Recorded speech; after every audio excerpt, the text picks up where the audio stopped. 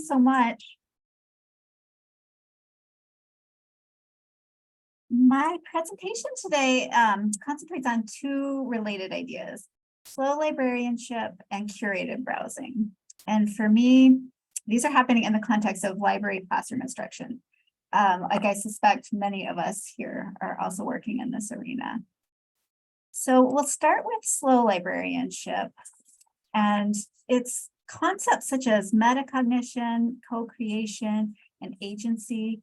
These concepts can inspire both library instructors and students with the benefits of deep research. What is slow librarianship? I suspect many librarians' initial introductions to slow librarianship might come from the writer and librarian Meredith Farkas. Instruction librarians in particular seem to know and appreciate her work. As she notes in her work, the term has been percolating up for a few years now, and she collected some of her thoughts and presentations about the concept on her blog, Information Wants to Be Free, in late 2021. Farkas points to Julia Glassman's 2017 essay on In the Library with a Lead Pipe that critiques the profession's emphasis on innovation for its own sake, noting the piece as one of the profession's early publications about slow librarianship.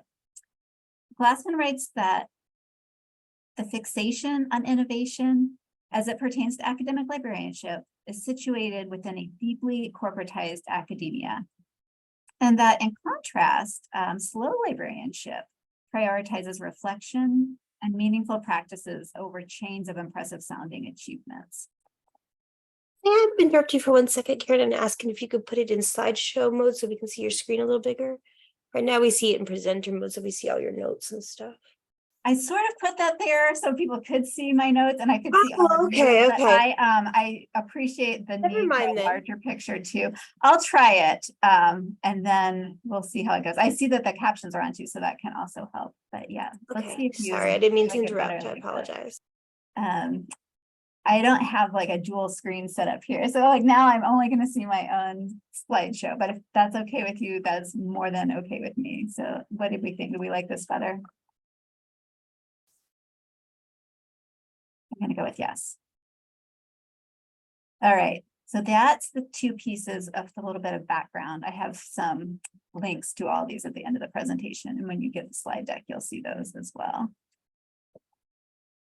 I think the thoughtful and intentional and the people-centered principles of slow librarianship have almost always informed my teaching. And slow librarianship continues to transform my teaching now that I have the term for it. How about you? Do you identify with this term or concepts? Please feel free to type this in the notes app that's running in the chat, however you want to communicate that. I'd love to just hear from other people, whether it's out loud immediately or if it's later through notes or even like a personal email or something later. But I'll let you think on that. I know a lot of us are talking about this, especially librarians that I know and trust and teach with. So I'll put that question to this group too. I really value this group's input.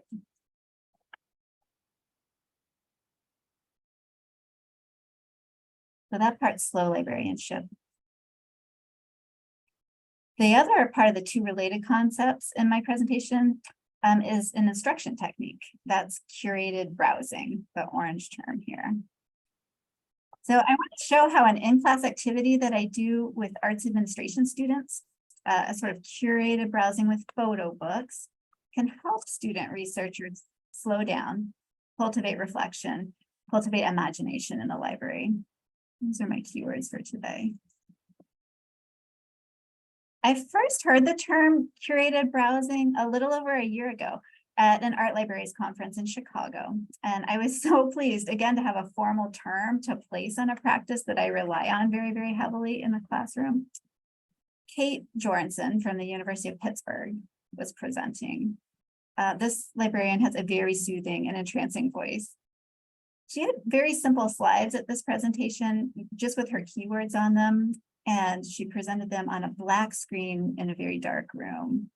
And I was taking notes excitedly, and the notes I have for her presentation quoted her, and her description of taking up space and expressing a desire in the library.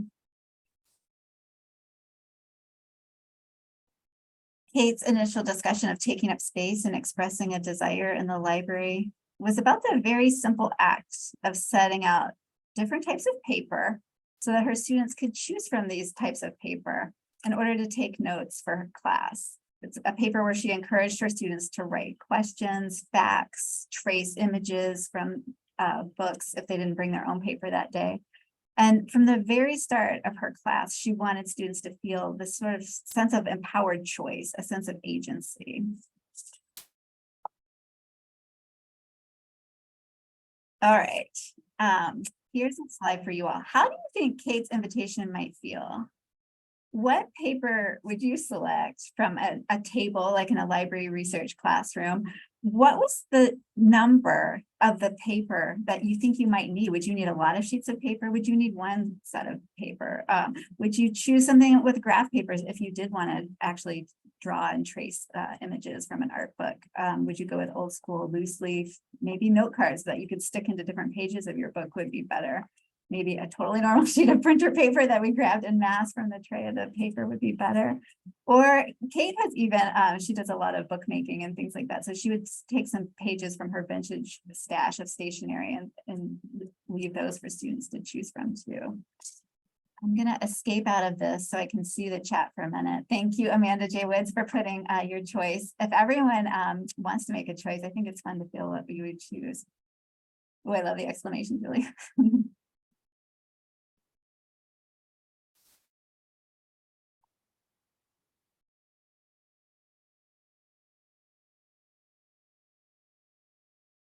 It's fun.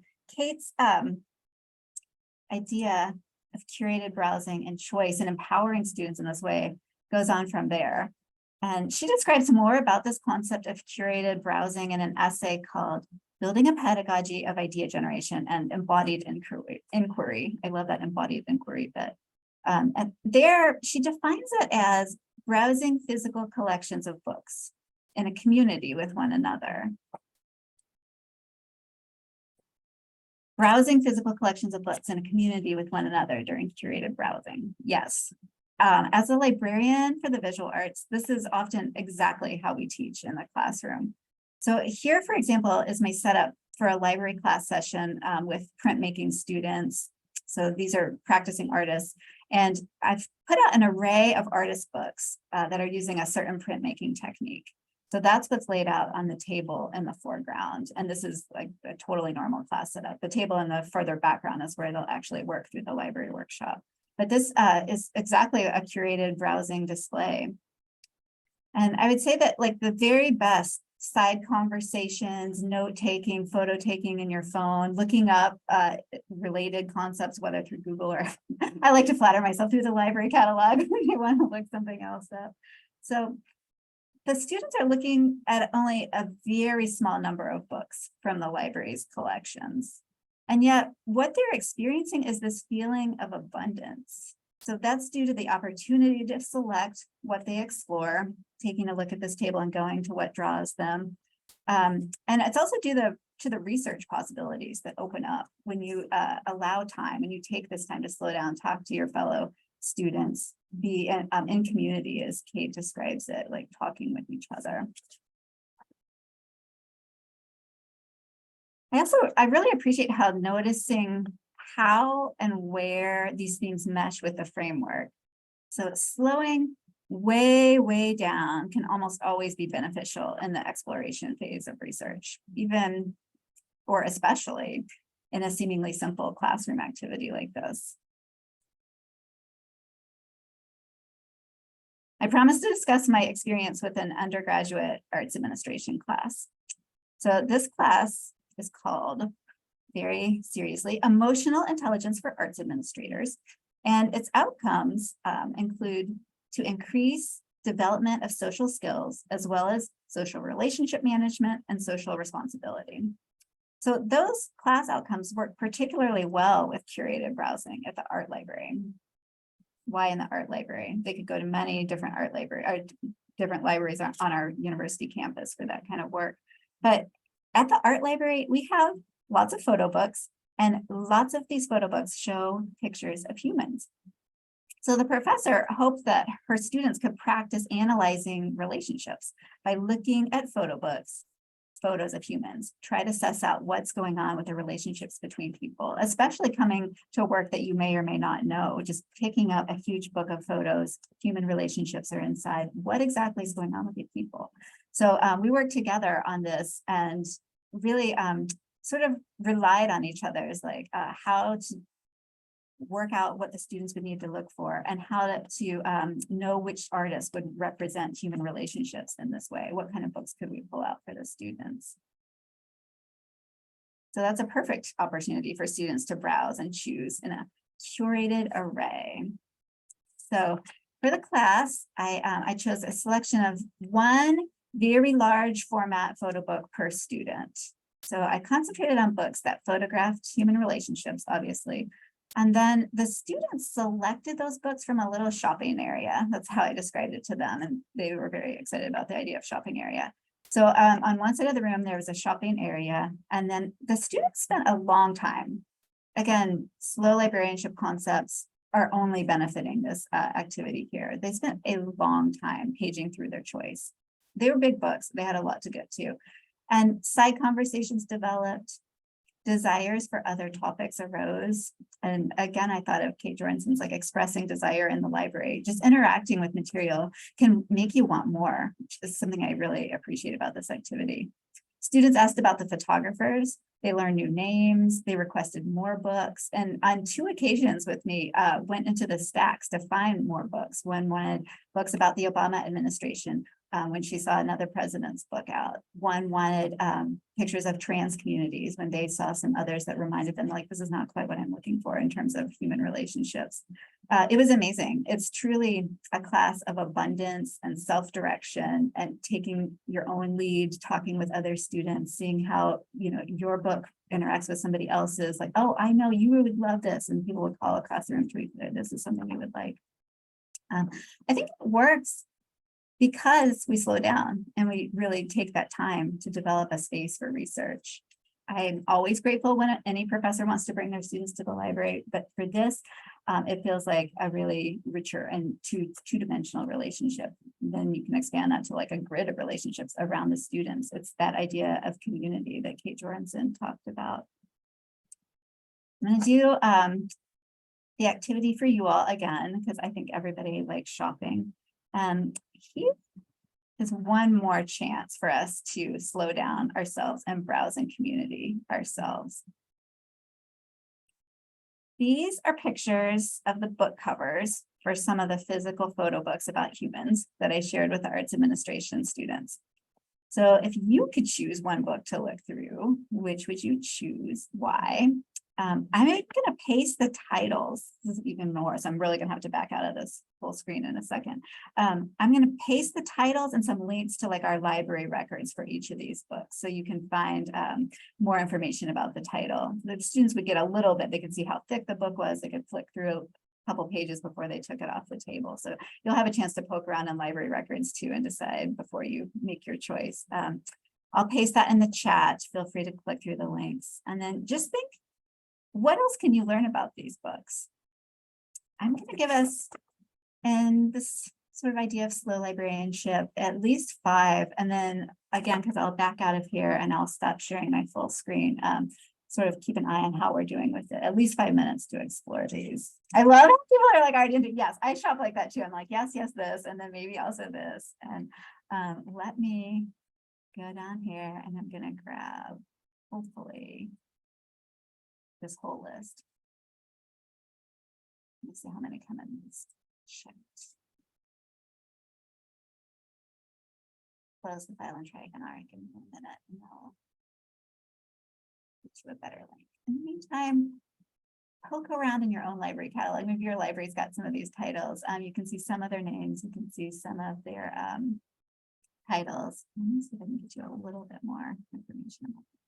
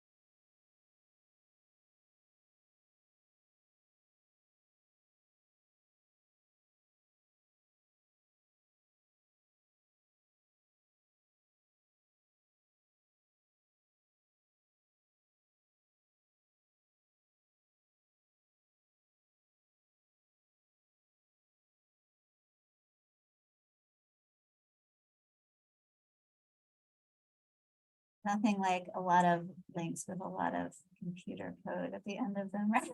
Fantasize about a library catalog where it's like, again, like shopping, where it's just like /title. WorldCat does a good job of that. If your library is using WorldCat, more beautiful links. Just in case you want everybody's full name, full spelling, I cannot resist doing a publisher and date. Too many years working in book publishing. I'll give you those as well.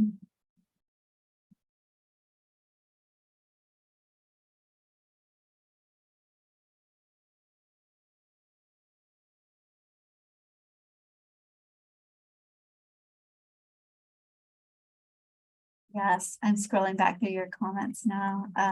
Between 7 and 9, I'm most drawn to 7 because of the cover. Yeah, it's such a beautiful book. It's huge too, so students often are really drawn to that. 7 or 11. Oh, 2 people were between 2, and it was the same too. I love that.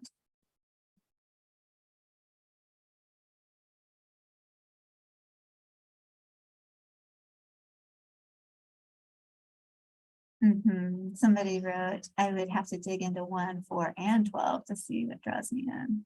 Yeah. And I see a question. Amanda asked, was that Dr. Wells in the background? Yes, that is Jaleesa. And do you know Jaleesa? Unmute yourself if you want to. I love working with her. She's a great teacher. Yeah, her husband Peter is an archivist at our library. And so she's brought her students over to do really cool stuff with the Janice Ian collection. I'm just really blown away by her teaching methods. She's really, really innovative. So not surprising that she would do this lesson with you. Yep, I completely agree. It's a pleasure to work with somebody who's that into library materials and who just gets the importance of library materials. Yeah. Thank you for saying that. I love that. Lauren, I agree for this really interesting book.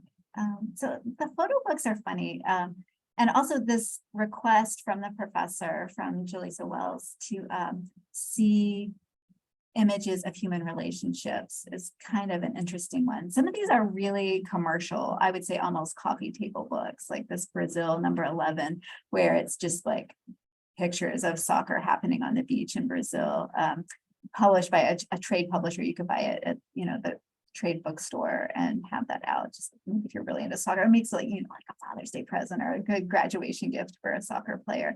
That's something. But like once you start paging through, it's so fun to see what the students imagine about, like, in the book cover, you can see like 2 people laying on a towel. Like, what are they talking about? Who are they watching in the game up above there?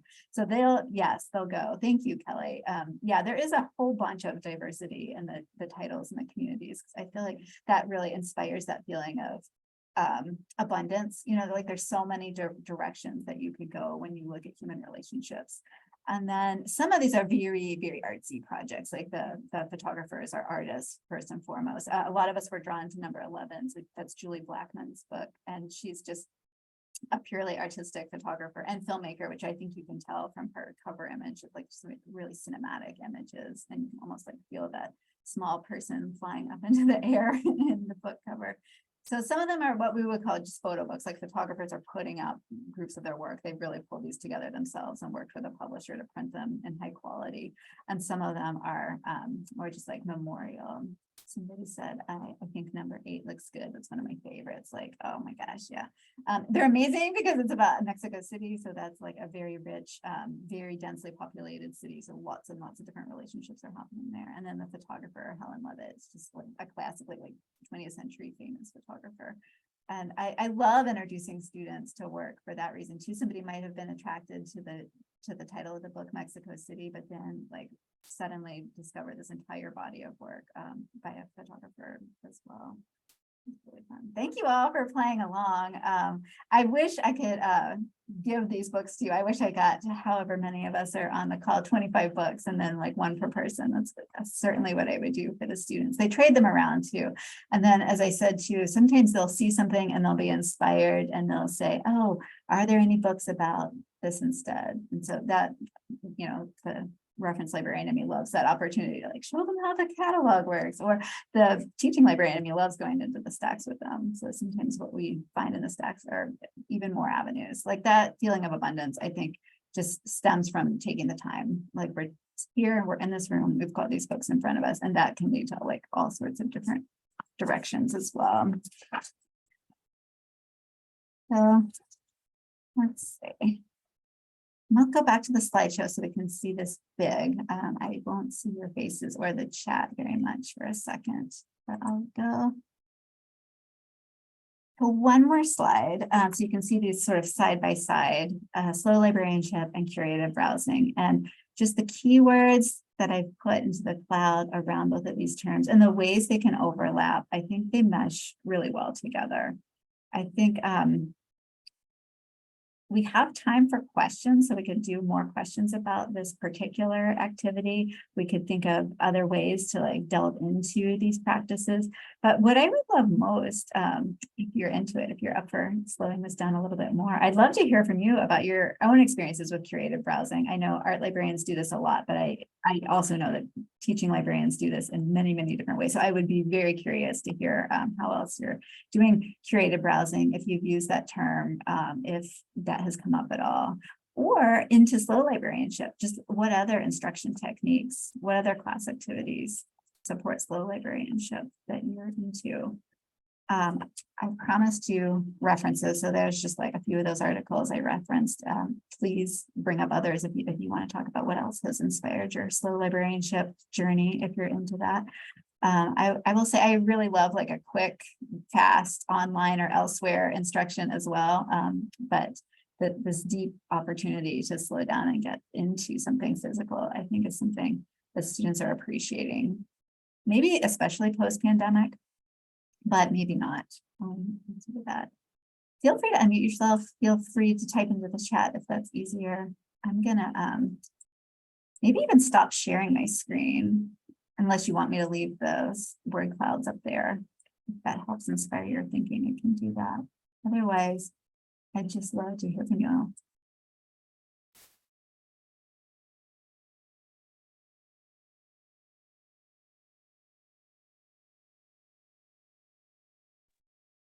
So I can see how this would work really well in a visual arts class or a medium like that. How would you apply this to a class that's maybe a little bit more an education class or a communications class?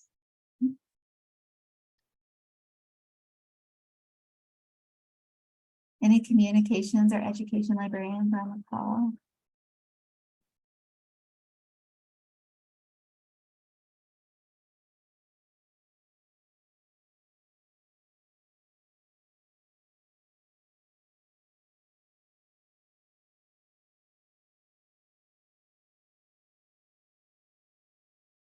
I like the overlap between the arts library and the education library on our campus. We have, I'm thinking particularly of two collections that are actually in common. We both are collecting graphic novels.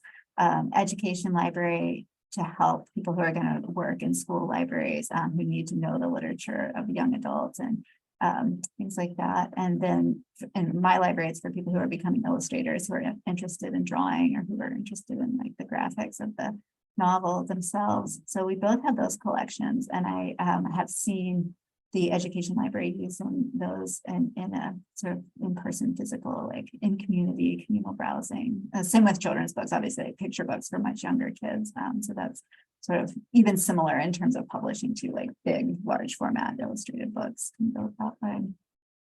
On the chat, somebody wrote, wonder how it would work for sciences. And I would too. I would be so fascinated to hear. I think we probably imagine like sciences are fast, we don't have a lot of time, we've got to go, we've got so much to cover, we've got so much to learn, you've got to know these databases, like it's a really quick thing. Does it work down? Data visualizations, I like that too, Rachel. We'll get to that after we poke into the sciences a little bit. Who is a science librarian on the call?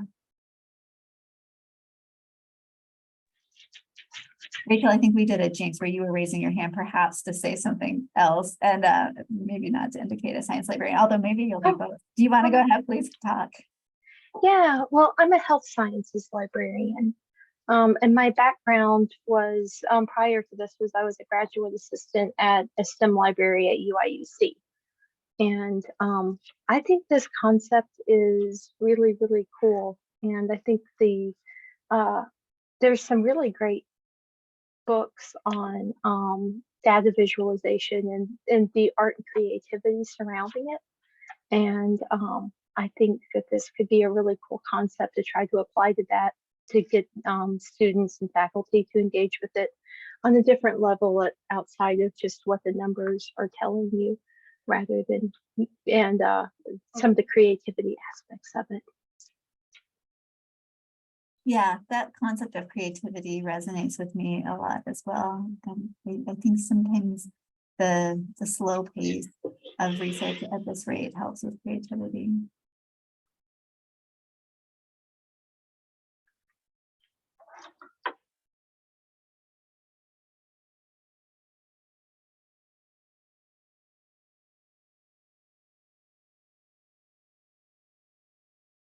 I had asked that question, Karen, because I always look for different ways to enhance my instruction sessions, and I hadn't tried the curated browsing yet because I wasn't sure how to utilize it, since I'm noticing a lot of science students often utilize the ebooks rather than physical books. Have you tried it with ebooks at all? During the pandemic, I would try to do this with the ebooks. It was really funny. I'd often be making sort of a fake table, almost like I did for you all today, and then putting links to ebooks on there. I would put it to video too, sometimes like to streaming video, and we try to curatedly browse the streaming videos and then talk about that in class. It doesn't work as well, but I think I really would take an opportunity to do a little bit of that online over no opportunity at all. Like, I don't think we have to be like such perfect, like wonderful setup, and just like really get everything set up exactly right in person, which is wonderful. Don't get me wrong, I love it. But I would absolutely take that chance to do it online and to do it with ebooks or streaming resources as well. Do you think your students would be interested in sort of like the vintage books from the library, like an old chemistry text? Does that like it, or it's like this is like totally foreign? I don't know, but I'm working with one of the librarians in our special collections department to see if we can find, like, his thing is tiny books. So I was like, I wonder if you can find a bunch of like science or related science tiny books, then I could do a cool session with that. Yeah. What did your lab notebook used to look like in the days before it was online? Or that too, yeah.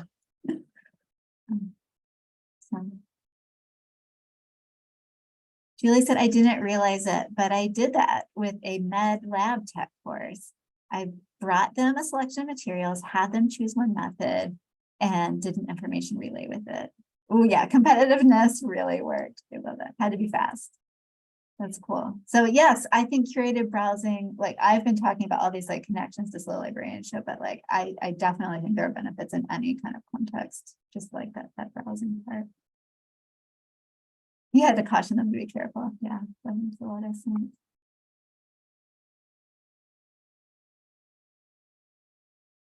Oh yeah, I know, right, Rachel? There are so many cool illustrations, and I think libraries are just like an untapped source of that sometimes. Everything that you find online sources is going to look the same after a while, but when you have an actual book or some even more archival piece of information in your hands, I think you can find amazing images. Yeah, Julie, what kind of materials did you bring to that med lab tech course?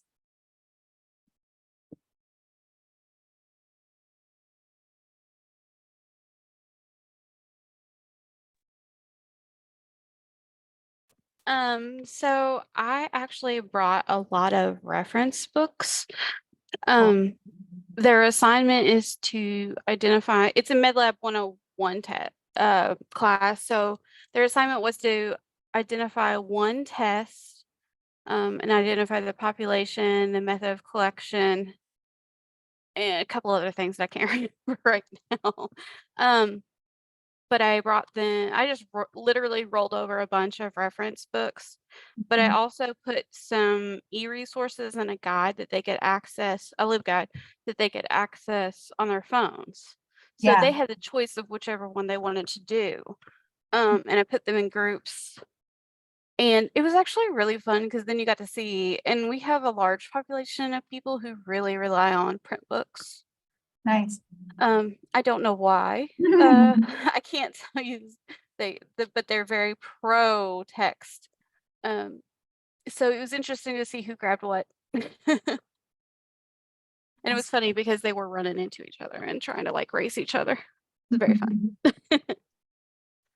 And I love that that was like a 101 class too. They will remember that, I imagine, you know, forever. That's like such a good way to start your college degree.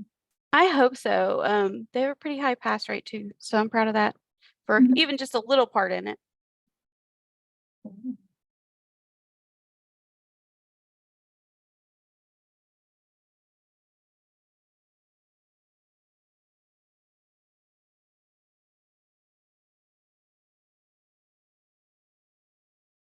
Thank you all for slowing down with me today. I'm gonna stop my share for real now. Thank you for all these notes. I am collecting this as data. I don't know if I will do much with the data here, but I think I will.